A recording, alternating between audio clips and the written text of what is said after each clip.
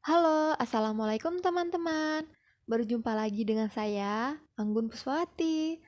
Hari ini saya akan membahas mengenai soal-soal pedagogik tahun 2022.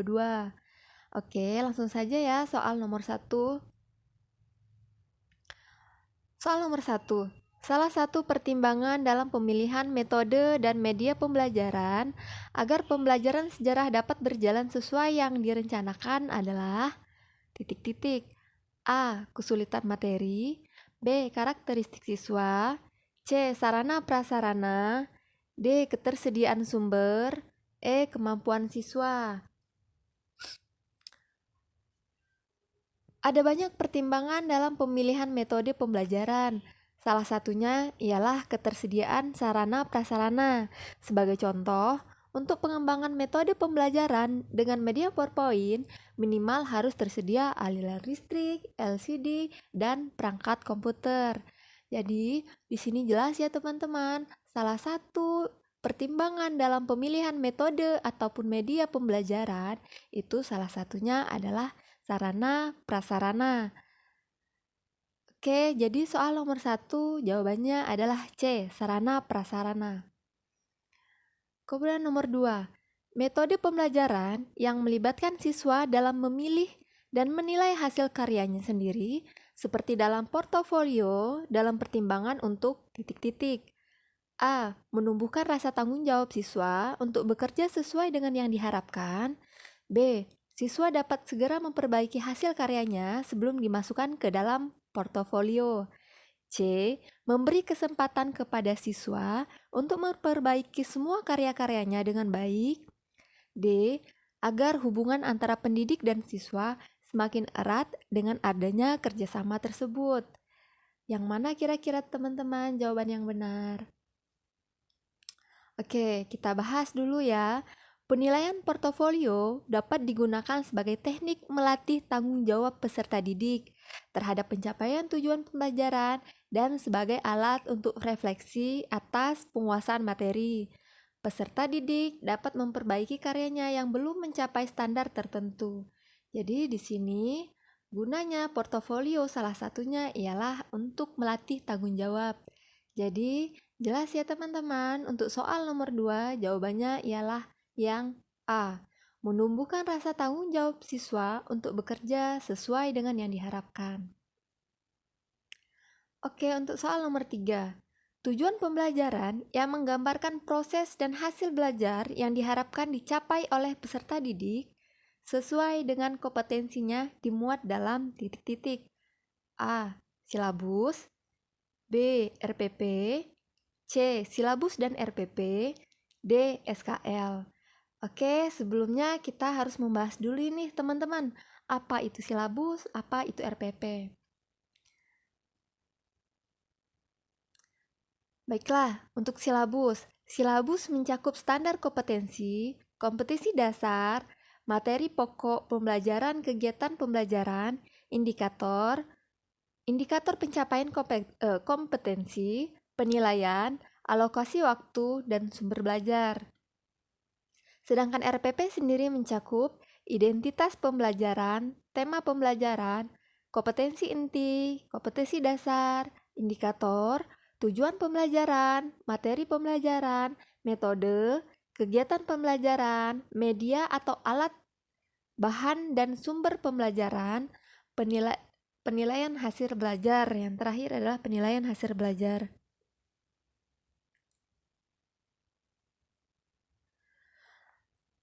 Oke, untuk soal nomor 3, tujuan pembelajaran yang menggambarkan proses hasil belajar yang diharapkan dicapai oleh peserta didik sesuai dengan kompetensinya yang dimuat adalah itu masuk ke dalam RPP ya teman-teman. Sedangkan SKL sendiri itu adalah standar kelulusan. Oke, untuk soal nomor 4. Komponen rancangan pelaksanaan pembelajaran terdiri dari A. Identitas, kompetensi inti, kompetensi dasar, indikator, tujuan pembelajaran, materi, metode, media pembelajaran, sumber belajar, langkah-langkah pembelajaran, evaluasi. Kemudian yang B, identitas, kompetensi inti, kompetensi dasar, tujuan pembelajaran, indikator, materi, metode, media pembelajaran, sumber belajar, langkah-langkah pembelajaran, evaluasi. Yang C, identitas, kompetensi inti, kompetensi dasar, indikator, tujuan pembelajaran, materi, metode, sumber belajar, media pembelajaran, langkah-langkah pembelajaran, dan evaluasi. Yang D, identitas, kompetensi inti, kompetensi dasar, indikator, tujuan pembelajaran, materi, metode, media pembelajaran, sumber belajar, evaluasi, langkah-langkah pembelajaran. Baiklah, di sini kita akan lihat dulu ya teman-teman. Untuk kompetensi rancangan pembelajaran terdiri dari, kita lihat yang A, indikator, kompetensi inti, kompetensi dasar, indikator, tujuan pembelajaran, materi, metode, media pembelajaran, sumber belajar, langkah-langkah pembelajaran, dan evaluasi. Ini benar ya? Langkah-langkahnya itu seperti yang di awal tadi. Kemudian untuk yang B, identitas, kompetensi dasar, di sini dia tujuan dulu. Padahal sebenarnya di dalam RPP itu indikator dulu, indikator pencapai kompetensi, baru ada tujuan. Otomatis yang B salah ya teman-teman. Kemudian yang C, ini kalau kita lihat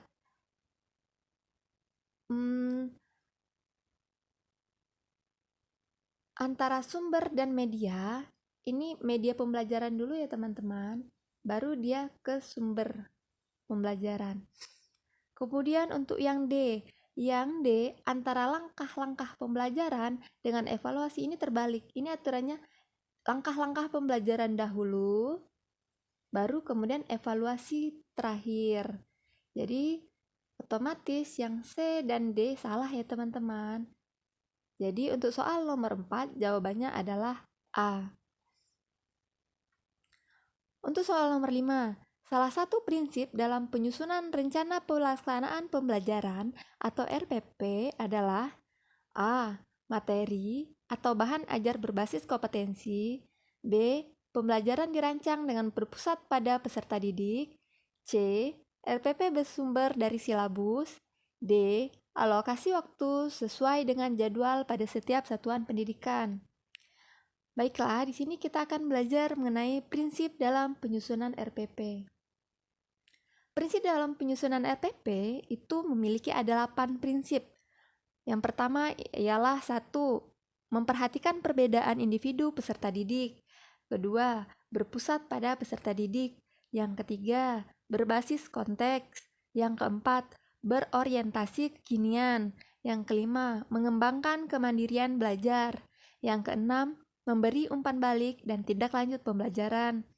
Kemudian yang ketujuh, memiliki keterkaitan dan keterpaduan antara kompetensi dan atau antar muatan.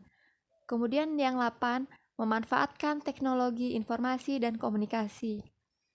Baiklah teman-teman, dari pembahasan kita ini, kita bandingkan dengan choice yang ada di soal nomor 5, yang mana nih yang kira-kira ada di pilihan gandanya? Oke, ternyata yang ada di pilihan ganda soal nomor 5 itu adalah berpusat pada peserta didik. Jadi, untuk soal nomor 5, jawabannya adalah yang B. Pembelajaran dirancang dengan berpusat pada peserta didik. Oke, untuk soal nomor 6, disajikan KD 3.6 menganalisis karakteristik kehidupan masyarakat masa kerajaan Hindu dan Buddha di Indonesia. Dari KD di atas, rumusan indikatornya ialah siswa mampu ... A. Menjelaskan perkembangan kehidupan masa kerajaan Hindu-Buddha di Indonesia. B. Menyebutkan perkembangan kehidupan masa kerajaan Hindu-Buddha di Indonesia. C. Menguraikan perkembangan kehidupan masa kerajaan Hindu-Buddha di Indonesia. D. Menelaah perkembangan kehidupan masa kerajaan Hindu-Buddha di Indonesia. Oke teman-teman, untuk soal nomor 6, yang mesti kita pahami itu adalah KKO atau kata kerja operasional. Kita lihat pada KD 3.6, KKO-nya itu ialah menganalisis. menganalisis masuk ke dalam ranah C4. Oke, sebelum kita menjawab, kita harus tahu dulu nih KKO. KKO yang sering kita pakai atau satuan pendidik pakai itu adalah KKO dari taksonomi Bloom. Dalam ranah kognitif itu sampai 6, ada C1 mengingat, ada C2 memahami, ada C3 menerapkan, ada C4 menganalisis, ada C5 mengevaluasi, dan ada C6 menciptakan. Dan masing-masing ini memiliki kata kerja operasional. Contohnya untuk C1 mengingat itu menemukan, mengingat kembali, membaca, menyebut. Sedangkan yang tadi yang kita bahas untuk soal nomor 6 itu tentang C4 menganalisis. Jadi KD C4 pastilah IPK-nya C4. Oke, C4 itu salah satu KKO-nya ialah menelaah. Kita kembali lagi ya untuk soal nomor 6. Disajikan KD 3.6 menganalisis C4. Jadi kita harus lihat ini indikatornya KKO-nya nih. Yang A menjelaskan. Menjelaskan itu masuk ke dalam ranah C2. Kemudian menyebutkan itu masuk ke dalam ranah C1 KKO-nya. Kemudian mengevaluasi masuk ke ranah C3. Nah, untuk menelaah ini masuk ke C4. Jadi jelas ya teman-teman, untuk soal nomor 6 itu jawabannya itu adalah D. Nah, untuk bentuk soal seperti ini, jika ditanyakan itu indikator pembelajaran, maka yang wajib kita kuasai itu adalah KKO dari taksonomi Bloom. Oke, baik teman-teman, untuk soal selanjutnya. Soal nomor 7. Di bawah ini yang merupakan tujuan pembelajaran ialah titik-titik. A. Diberikan pertanyaan, peserta didik mampu menentukan nilai. B. Siswa dapat menjelaskan konsep peta dengan benar. C.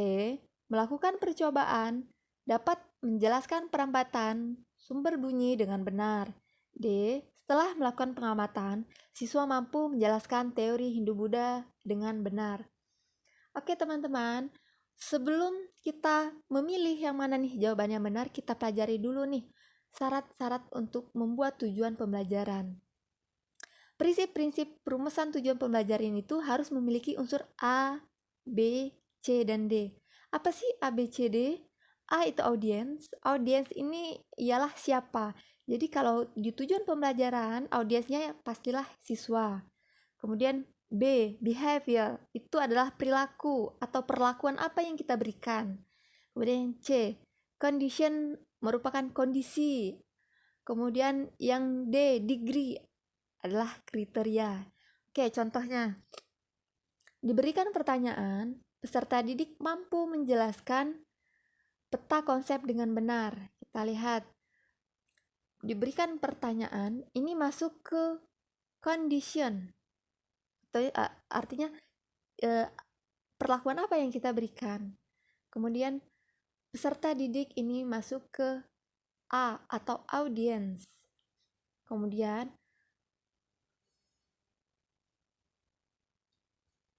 mampu menjelaskan peta konsep masuk ke behavior, perilakunya. Jadi siswa ini dapat mampu menjelaskan peta konsep. Kemudian degree-nya, kriterianya ini adalah dengan benar. Maka jelas ya teman-teman, suatu tujuan pembelajaran harus memuat A, B, C, dan D. Kita lihat lagi soal nomor 7. Di bawah ini yang merupakan tujuan pembelajaran ialah diberikan pertanyaan, peserta didik mampu menentukan nilai. Di sini diberikan pertanyaan, ini masuk ke C ya teman-teman. Peserta didik ini ke A, mampu menentukan nilai, ini berarti behavior. Berarti untuk yang A ini kurangnya ini adalah tidak ada degree. Oke, yang B, siswa ini audiens ya, dapat menjelaskan konsep peta, ini behavior dengan benar, condition. Kemudian untuk yang C, melakukan percobaan, ini condition. dapat menjelaskan perambatan sumber bunyi.